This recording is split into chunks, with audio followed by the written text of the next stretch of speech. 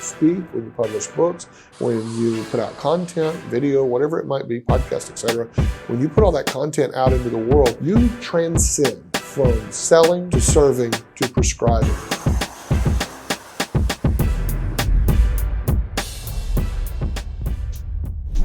So if you're already doing advertising and marketing, it's possible that you're not asking for people to take an action. You know, people say, oh, you should do content marketing, you should do education-based marketing, and they do.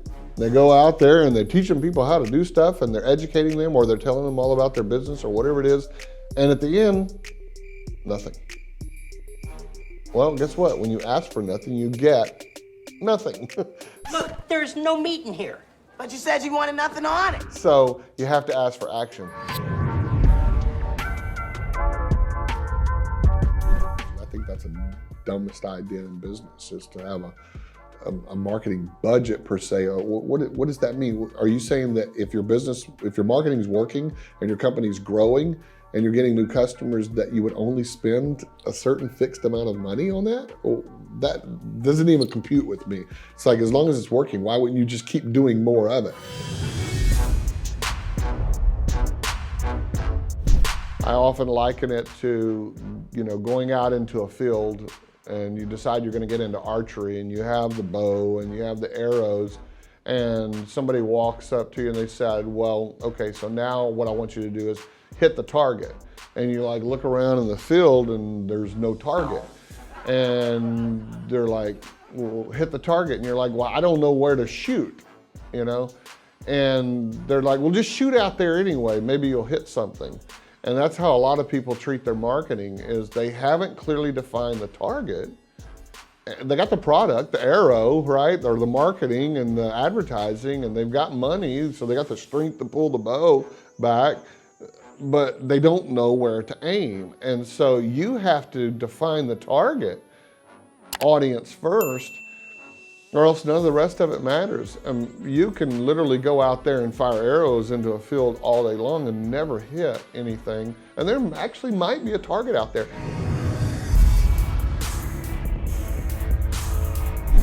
I find entrepreneurs are throwing money. It's like, oh, sling mud against the wall and see what sticks. Fellas, look what I found in my pocket. Look, a year's salary right here. What I call them? Fun coupons. Before the internet and internet advertising, it was possible, but a lot more challenging to track what worked. It was a different scene then, underground, only true believers. Right, that's one of the things I love about the internet. In 2004, when I went full on and all in with the internet, that was one of the number one things that attracted me, was that every click was measurable, every visitor trackable. I mean, you know who's coming to your website, and it's just gotten better over the last 10 years, 12 years or so.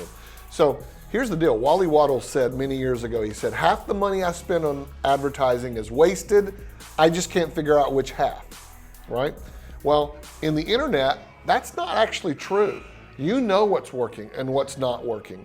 And so even in the offline world, if you're spending money on advertising and you're not putting a mechanic or a piece in that makes that trackable, so like a coupon code or something they have to bring in, or a certain phone number that they call, you can go to, is it Twilio or whatever, you can go to services like that and get tracking phone numbers and have a different phone number on every ad that you put out in the market. So it's, even in the offline space nowadays, there's almost nothing in terms of marketing or advertising that can't be tracked.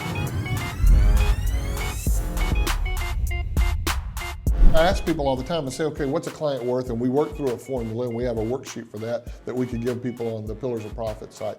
But how much is a client worth? You figure that out. And then I ask them, how much could you spend in order to get a new client before you lose money? And people are like, they go back and forth, and let's say that it's $5,000 is the value of the client.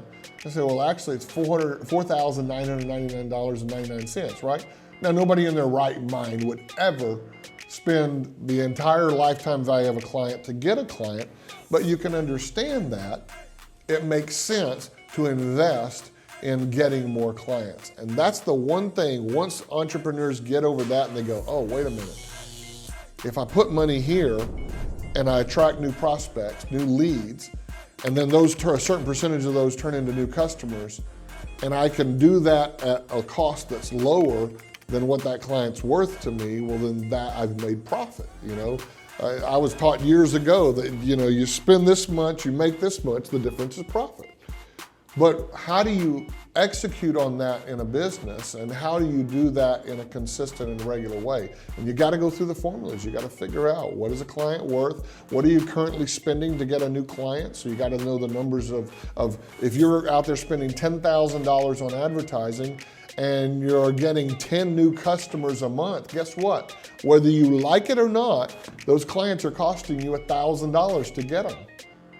So if you could figure out a way to get a lot more clients at $1,000 or get clients at less than $1,000, that'd be a bargain.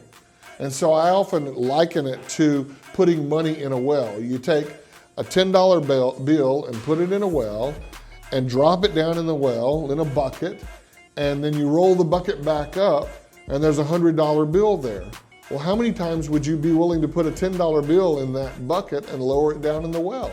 And a lot of people say, well, I'd do it as many times as I could possibly get another $10 bill. That's the right answer. It's a giant piggy bank! It's guys, we found it! We found Oh, silver, it's shining all over the place. Cool, guys, we did it! Oh, they drank this for me! Once you understand that you can invest, and that's the key, it really is an investment. It's an investment of money today to get an asset, which is a customer, a buyer, a client for life.